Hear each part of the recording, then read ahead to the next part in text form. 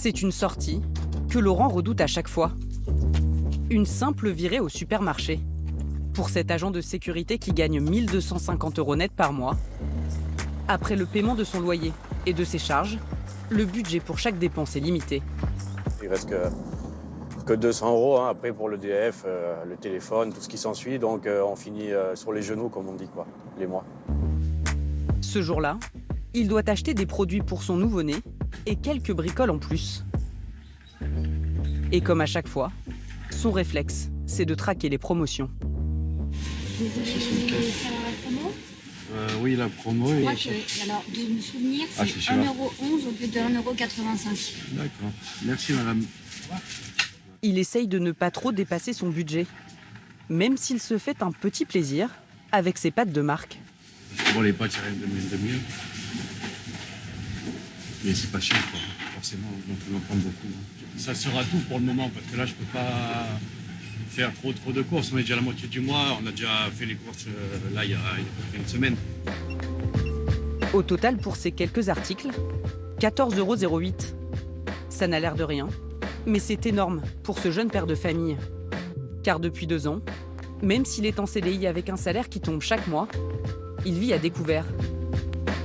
Sa banque lui a autorisé 200 €, mais il est souvent contraint de le dépasser. Les pâtes comme d'habitude, quoi, puisqu'on mange que ça, quasiment. Et pour cette famille déjà en difficulté, cette facilité coûte une fortune. Il y a quelques mois, ils se sont plongés dans le détail de leur relevé bancaire et ils sont tombés de haut. Les frais pour dépassement de découvert autorisés chiffrent très vite. Combien là? Vous voyez, c'est des frais à 8 €. Mais 8 € plus 8 € plus 8 €. Au final, c'est tous les mois, vous recevez votre relevé. Et à la fin de votre relevé, il vous indique combien ils vont vous prendre le mois d'après. Des commissions d'intervention à 8 €. Ou encore des rejets de prélèvement à 12 €. Ces sommes, ce sont des frais d'incident. Les frais que les banques appliquent dès que vous dépassez votre découvert autorisé. Ce qui est souvent le cas de Laurent et Jennifer. Et ils ont fait le calcul. Je prends cette feuille-là, donc on est à, donc, comme vous voyez, 32 plus donc 128 plus 169. Le chiffre auquel ils arrivent est ahurissant, alors qu'ils vivent avec le SMIC de Laurent. Donc plus 8, 48 et 40. Voilà. 2 290 €. Vous savez combien de factures j'aurais pu payer avec tout ça? 2 290 €, soit depuis novembre 2016 près d'une centaine d'euros par mois. En franchissant régulièrement la ligne rouge du découvert autorisé, le couple n'arrive pas à remonter la pente. Ça a été un engrenage. On avait le droit à 200 € de découvert, mais comme ils nous prenaient entre 100 et 200 € de frais, on dépassait 200 ou 200 € le découvert autorisé. Donc on montait jusqu'à 300, 400 € pour récupérer l'argent qu'ils nous avaient pris. Comme Laurent et Jennifer, près d'un Français sur 4 dépasserait au moins une fois par mois son découvert. Avec pour conséquence de payer une cascade de frais d'incident. Les frais d'incident, ce ne sont pas les agios que vous payez lorsque votre compte est à découvert, mais toute une série de coûts que les banques vous facturent quand vous dépassez ce découvert, lorsque vous êtes vraiment dans le rouge. Commission d'intervention, 8 €. Lettres d'information, entre 11 et 14 € selon les banques. Frais de rejet de chèque, entre 22 et 42 €. Ou encore les frais de rejet de prélèvement, 12 €. Des petites lignes qui s'accumulent sur les relevés, jusqu'à plomber les comptes de certains clients. 34 € en moyenne pour l'ensemble des Français chaque année. Mais pour les plus pauvres, cela explose. 500 € de frais d'incident en moyenne par an. Les banques, à l'inverse, se frotteraient les mains. Ces facturations leur rapporteraient des milliards chaque année, selon certaines estimations. C'est une machine à cash pour les banques qui marche toute seule. Et c'est ça qui est délirant. Nous avons rencontré ces Français fragiles, matraqués par ces frais bancaires. Il y a des mois, c'est carrément le montant de mon découvert. C'est les frais qui me mettent à découvert. Ces sommes prélevées sont-elles justifiées? Et y a-t-il un scandale autour des frais de découvert?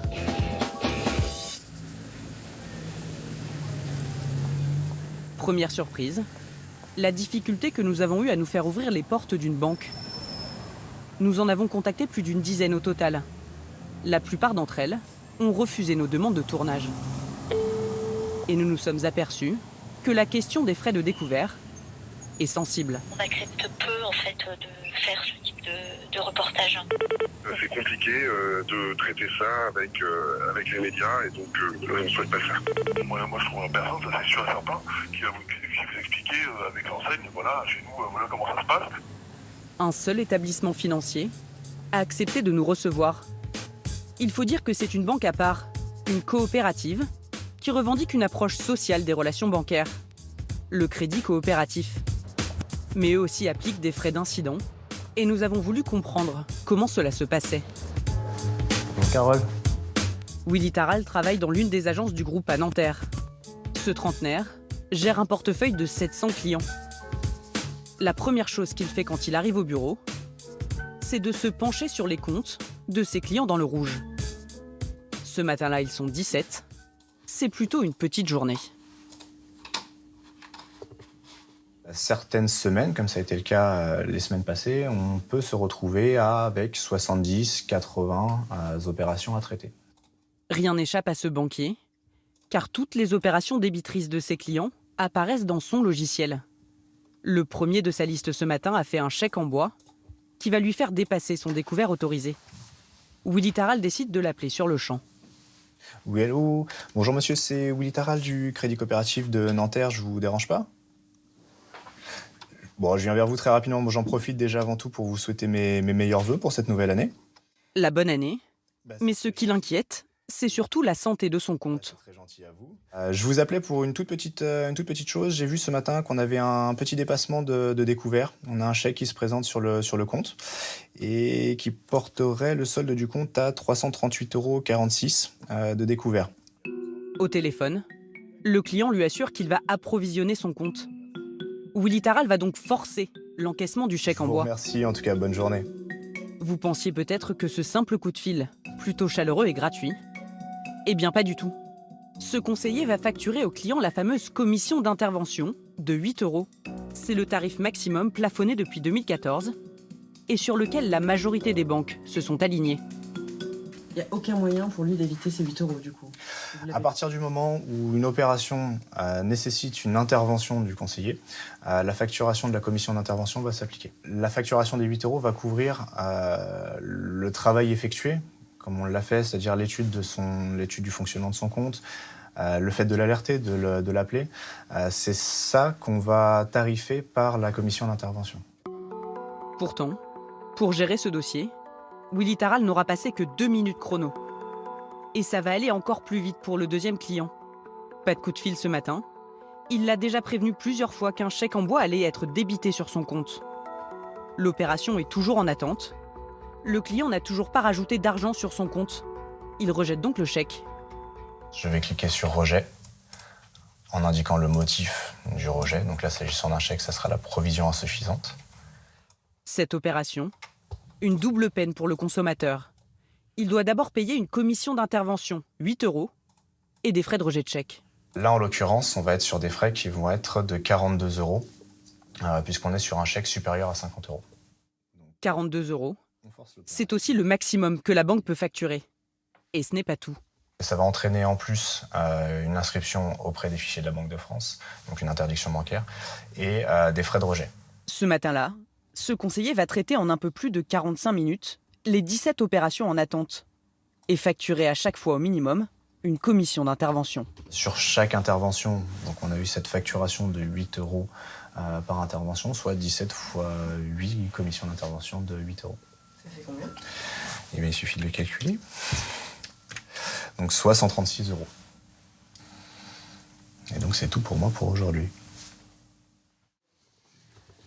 Avec 200 000 clients particuliers, le Crédit Coopératif affirme faire 5% de chiffre d'affaires sur la clientèle particulier avec ses frais d'incident. Si dans cette agence, les conseillers prennent le soin d'avertir les clients à découvert avant de les facturer, ces frais pourraient sembler disproportionnés par rapport au temps passé sur chaque dossier. Au sein des grands établissements bancaires, cet écart serait beaucoup plus important encore. C'est ce que va nous expliquer cette conseillère bancaire. Bonjour. Entrez. Elle travaille dans une grande banque française depuis 10 ans Elle a accepté de nous raconter l'envers du décor, mais sous couvert d'anonymat. Chaque matin, elle doit elle aussi se connecter à un logiciel. Sur l'écran, tous ses clients à découvert sont triés. Elle a rarement le temps de les appeler. Il ne lui reste plus qu'à cliquer pour qu'ils passent à la caisse. Une opération toute simple, qui à chaque fois la rend mal à l'aise. Comme avec ce client qui croule déjà sous les frais d'incident, 109,50 € ce mois-ci. Je trouve que c'est pas normal parce que pour bon nombre de clients, ça les met dans des situations encore plus compliquées. On sait très bien que c'est 109 € qui lui manqueront pour autre chose. Est-ce qu'on a travaillé pour 109,50 € pour ce client-là? Non. Quand on fait une acceptation rapide avec perception de frais, ça prend 1 minute. Ce logiciel, une sorte de Big Brother des banquiers, la jeune femme n'aurait aucun contrôle dessus. Il y a 3-4 ans, on avait la main. On pouvait et décocher les frais, donc décocher la case là. Elle était blanche comme celle-ci, donc c'était à nous de dire si on prenait les frais ou pas. Et quand on avait pris des frais et que le client venait s'expliquer et qu'on avait une explication qui nous semblait entendable, les rembourser. Aujourd'hui, c'est de fait les N+1 qui décident. L'autre aberration pour cette conseillère, c'est la facturation des lettres d'information pour compte débiteur non autorisé. Il s'agit d'un simple courrier adressé au client pour le prévenir qu'il est à découvert et dont l'envoi est facturé jusqu'à 14 €. Elle va nous montrer la manipulation que ça implique. Là encore, la machine fonctionne toute seule. On va choisir le type de courrier en fonction de la situation dans laquelle il est. Facturation, oui, non. On voit bien que le nom ne peut pas changer. On valide. On a le courrier qui est préétabli, où on sait déjà, donc qui disent aux clients, on ne les regarde pas les courriers. On ne lit pas, on sait très bien que la machine a fait son travail. On choisit le mode d'impression. On arrive au récapitulatif, impression site central, 13,50 €. C'est verrouillé, on n'a pas le choix, on confirme. On n'a pas pris 1 minute pour le faire. Le travail que je viens de faire là ne coûte pas 13,50 €. J'ai passé moins d'1 minute à envoyer un courrier facturé. Alors si on enlève le prix du timbre, le prix du papier et de l'encre, on n'est toujours pas à 13,50 €. Des facturations disproportionnées par rapport à la charge de travail engagée et qui rapporteraient beaucoup d'argent aux banques. C'est ce que dénonce un homme qui travaille pour le magazine 60 millions de consommateurs. Bonjour, Laura. Depuis 18 ans, Lionel Mauguin est en charge des problématiques bancaires. Il a épluché les rapports et bilans annuels des plus grands établissements financiers français et a estimé que les frais d'incident représenteraient 6,5 milliards de chiffre d'affaires annuel pour les banques. Et surtout, près de 5 milliards € de bénéfices nets. Ces chiffres, publiés en 2017, n'ont jamais été démentis. C'est une machine à cash pour les banques qui marche toute seule. Et c'est ça qui est délirant. C'est que les conseillers leur demandent de travailler à vendre de l'épargne et du crédit, mais les personnes en difficulté sont livrées à ce système infernal. Et on lance une bouée de plomb aux gens et ils s'enfoncent encore plus. Des profits colossaux et contestables qui se font sur le dos des personnes les plus fragiles. Car ce sont bien elles les plus touchées par ces frais d'incident bancaire. À Marennes, en Charente, Sébastien Allaire passe ses journées au téléphone. Au bout du fil, des clients qui croulent sous les frais d'incident. Est-ce que vous souffrez de frais? Est-ce que vous avez des litiges particuliers? Bah oui, des agios, des frais de commission d'intervention, des choses comme ça. Il n'est ni comptable, ni avocat, mais bénévole dans une association qui vient en aide aux victimes d'abus bancaires. En ce moment, son téléphone n'arrête pas de sonner. 30-40 ? Et puis là, c'est un mail. Cet artisan dans le bâtiment a eu des problèmes avec sa banque après des soucis de santé. Depuis cette mésaventure, il connaît bien le système bancaire. Voilà. Je ne me qualifierai pas d'expert, je me qualifierai de bénévole engagé sur ces problématiques. Son engagement l'amène souvent à se déplacer. Ce jour-là, il a rendez-vous avec une adhérente qui habite à plusieurs kilomètres de chez lui. La jeune femme, que nous appellerons Marie, ne souhaite pas être reconnue. Bonjour. Elle a enchaîné les difficultés financières ces dernières années, seule dans son coin. Les soucis financiers, on a honte. On n'a pas envie que les gens le sachent autour de vous. C'est caché, c'est dissimulé parce qu'on n'a pas envie que ça se sache. Pendant 2 ans, avec son mari, ils ont bénéficié d'un plan de surendettement, un moratoire sur leurs dettes. Actuellement, ils ne vivent que sur le salaire de son conjoint, chauffeur routier, et le chômage de la jeune femme, soit au total 3 000 € qui tombent chaque mois. Mais depuis la fin du moratoire, ils ont replongé dans le découvert. Sébastien va s'apercevoir que le couple croule toujours sous les frais bancaires. Donc ça, c'est vos frais 2018. Oui. Ok, alors on va y regarder. Et voilà, enfin, sur 6 mois, elle doit être pas loin de 1 000 €, je dirais. Sur ces relevés, il y a quelque chose qui alerte ce bénévole. Et là, on vous a pas proposé la mise en place de l'OCF, je suppose. Toujours pas. Voilà. L'OCF, l'offre client fragile. C'est une sorte de compte low cost, facturé 3 € par mois, avec des services bancaires minimums. Par exemple, pas de chéquier, mais 2 chèques de banque, une carte de paiement, mais à interrogation systématique du solde. L'intérêt, c'est que ce compte permet de plafonner les frais d'incident à 20 € par mois. Mais qui peuvent être les bénéficiaires de ce fameux compte ? C'est un petit décret qui date du 30 juin 2014. C'est ce décret que nous montre Sébastien, qui définit ce qu'est un client fragile. Il liste 3 cas de figure possibles. Être inscrit pendant 3 mois consécutifs au fichier central des chèques pour impayés, faire l'objet d'une procédure de surendettement, et un dernier un peu flou, être considéré comme fragile par la banque après des incidents réguliers. Le problème, selon Sébastien, c'est que tout cela se déciderait en fait à la tête du client. L'ambiguïté est là. La situation de fragilité financière du client titulaire du compte est appréciée par l'établissement teneur du compte. Donc déjà, il y a un petit problème parce que la banque est en même temps bénéficiaire des frais qu'elle prélève et en même temps, elle décide d'appliquer ou non. Faire appliquer cette offre client fragile, voilà le combat de Sébastien. Pour lui, Marie rentre tout à fait dans les cases. Le problème, c'est que la jeune femme tente de joindre sa banque depuis des mois, sans succès. Alors Sébastien décide de prendre les choses en main. Oui, bonjour. Est-ce que je pourrais avoir madame s'il vous plaît? Actuellement rendez-vous, est-ce qu'elle peut vous rencontrer? Oh, c'est fort dommage. Il n'y a pas le directeur disponible des fois? Mais rien n'y fait. La conseillère est toujours injoignable. On donne mon nom? Ah, bizarrement. Et moi, je m'énerve pas au téléphone, je lui demande de l'aide. Allô? Elle est en communication là. Eh ben, c'est pas grave. Est-ce qu'il est possible d'avoir un rendez-vous téléphonique? Alors, voilà, moi ce que je vous propose, c'est de prendre vos coordonnées pour pouvoir vous contacter. Vous êtes monsieur?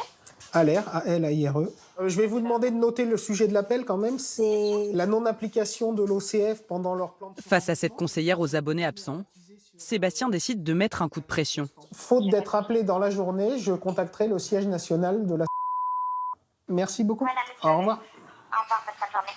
Faut contacter, recontacter, jamais lâcher, passer par les sièges nationaux pour avoir des réactions. Finalement, après plusieurs coups de fil les jours suivants, Marie a été contactée par le service médiation de sa banque. Merci, au revoir. Mais elle attend toujours de pouvoir bénéficier de l'offre client fragile qui lui permettrait peut-être de reprendre pied. Alors est-il toujours si difficile d'obtenir cette formule client fragile ? Les banques, qui se sont engagées à augmenter le nombre de bénéficiaires, jouent-elles vraiment le jeu face à des personnes en difficulté ? Nous nous sommes rendus en caméra cachée dans plusieurs agences bancaires. Nous présentons notre situation. Un travail en intérim, avec un revenu qui fluctue entre 800 et 1 200 € par mois. Et surtout, des frais de découvert bancaire qui plombent notre budget. Dans la première agence, nous essayons de savoir s'il existe une solution pour réduire ces frais d'incident. Quand on dépasse, quoi qu'il arrive, c'est 8 €. Il n'y a pas d'offre spécifique quand on a... Il y a des alertes qui vous avertissent comme quoi vous êtes dans votre cadre de votre découverte, que vous allez dépasser votre découverte intérieure, mais c'est à vous quand même de réagir. Dans une deuxième agence, nous posons carrément la question de l'offre client fragile. C'est que j'avais entendu qu'il y avait une offre pour les clients fragiles. Vous, c'est quelque chose que vous faites ou pas ou... En fait, c'est quand, c'est quand on est interdit bancaire et qu'on a les rien banques surtout. nous refusent. Et c'est là, en fait, dans ces conditions-là qu'il y a une... D'accord. Ça limite tous les frais, mais ça limite aussi toute possibilité pour vous de vivre. Hein, franchement. C'est ce que je vous disais en fait. Si le 20 du mois, vous n'avez plus d'argent de disponible, vous arrêtez de manger à partir du 20 du mois. Et tant pis pour vous. Les conseillers que nous avons rencontrés connaissaient-ils vraiment cette offre client fragile, qui n'est pas obligatoire? Pas sûr. Nous nous sommes rendus dans 6 agences bancaires. À l'arrivée, un seul conseiller nous l'a proposé spontanément.